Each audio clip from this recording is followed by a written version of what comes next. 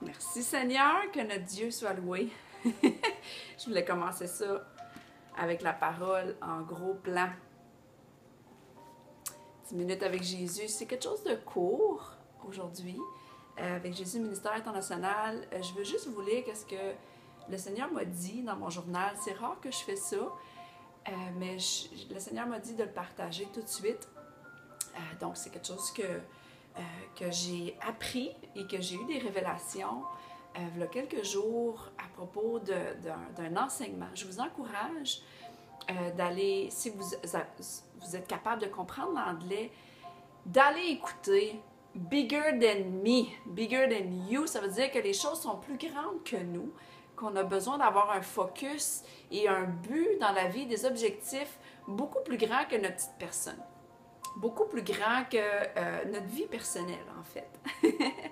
et quand ton focus est d'améliorer le monde, de faire le monde un monde meilleur, il y a une motivation qui vient, une joie, un amour qui vient du Saint-Esprit direct. Amen.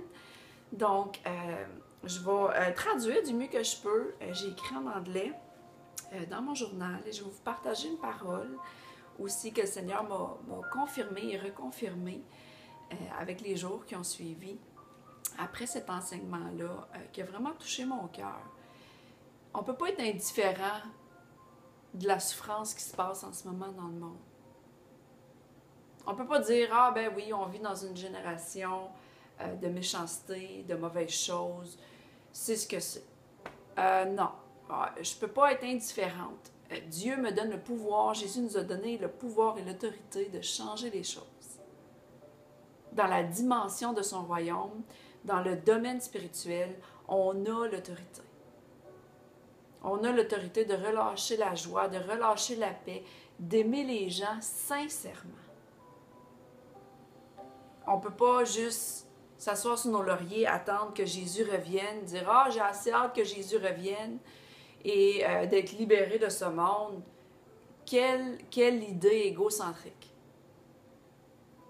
On a besoin de s'exhorter à avoir une vision beaucoup plus grande que nous pour bénir les gens, pour être une lumière dans ce monde. Et non seulement une lumière, une ville qui est claire en haut de la montagne.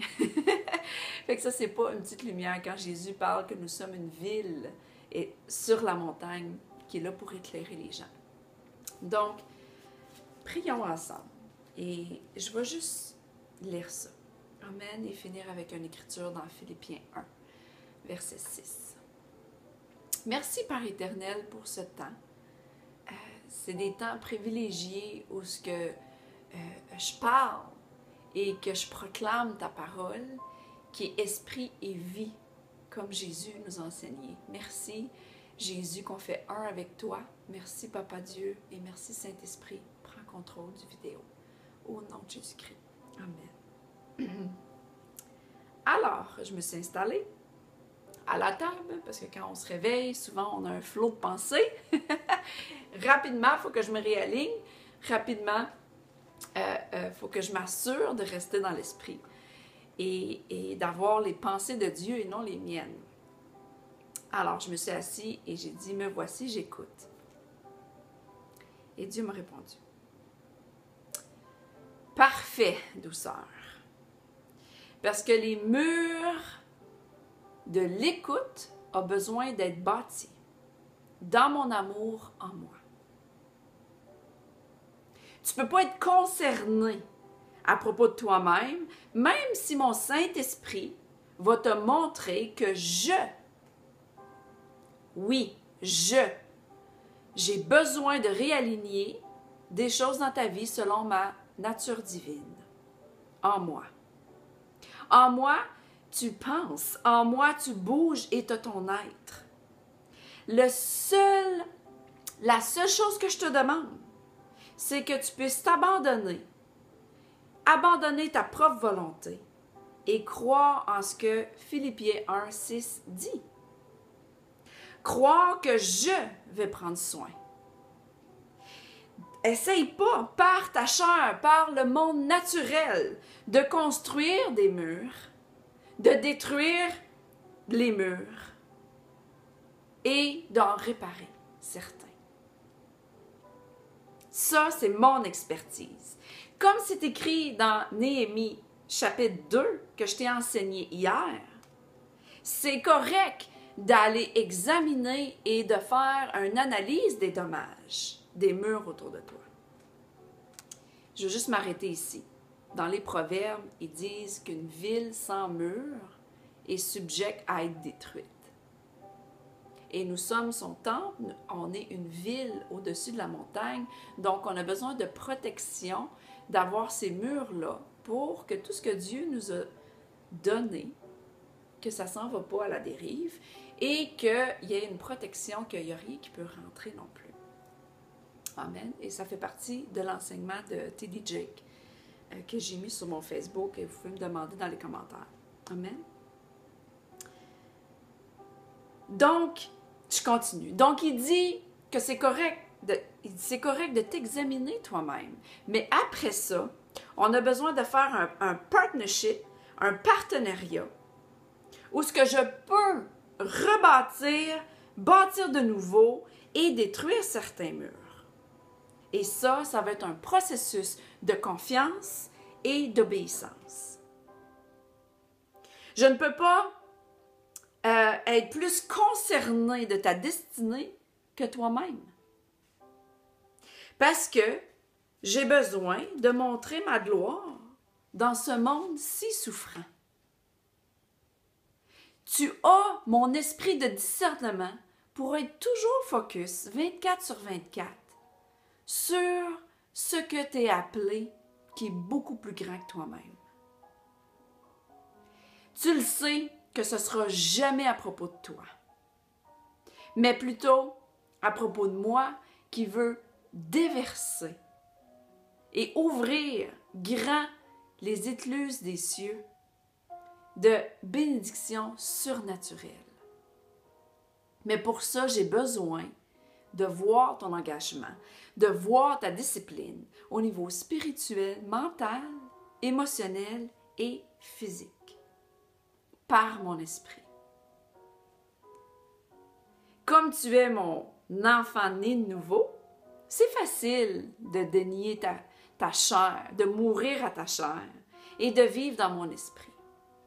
Je t'aime. Laisse-moi fixer ce monde à travers toi. Tu es tellement unique et le monde attend pour que ma création se manifeste. Voilà. Donc, il est venu me parler direct à mon cœur, il est venu me dire ça. Et je sais quand le Seigneur parle, il parle à son corps du Christ. C'est pour ça que c'est tellement important de partager. Quand le Seigneur te parle, tu prends la parole, tu la digères, tu la prends pour toi-même, tu te réalignes, tu te repens s'il faut. Et après ça, les gens ont besoin d'entendre. C'est pour ça que je partage. Les gens ont besoin d'entendre que le monde attend après toi, attend après moi, pour les gens, pour les âmes, pour le monde qui souffre. Et si je pense juste dans la section de la province du Québec au Canada, que dans le dernier mois, il y a eu 7 meurtres dans un court territoire, on ne peut pas être indifférent. On ne peut pas être indifférent à tout ce qui se passe. On est la lumière. Donc, trouve l'appel qui est beaucoup plus grand que d'avoir une maison, d'être marié, d'avoir des enfants. Trouve ce pourquoi tu as été appelé. Amen. Et je peux t'assurer que la joie qui vient avec ça est inexprimable, inexplicable. Donc, je vous aime fort et soyez présents pour les prochains 10 minutes pour Jésus et communique cette parole-là, partage-la. Et je vais juste finir avec Philippiens 1:6. Dans Philippiens 1:6, c'est écrit et j'en suis fermement persuadée, celui qui a commencé en vous son œuvre bonne la poursuivra jusqu'à son achèvement au jour de Jésus-Christ. Donc Dieu est fidèle, c'est lui qui a commencé la bonne œuvre en toi, il va la finir, fais-lui confiance. Les murs qui ont besoin d'être bâtis, les murs qui ont besoin d'être détruits, ceux qui ont besoin d'être réparés. Fais une évaluation et laisse le Saint-Esprit faire le travail. Amen. Voilà, je vous aime. À bientôt.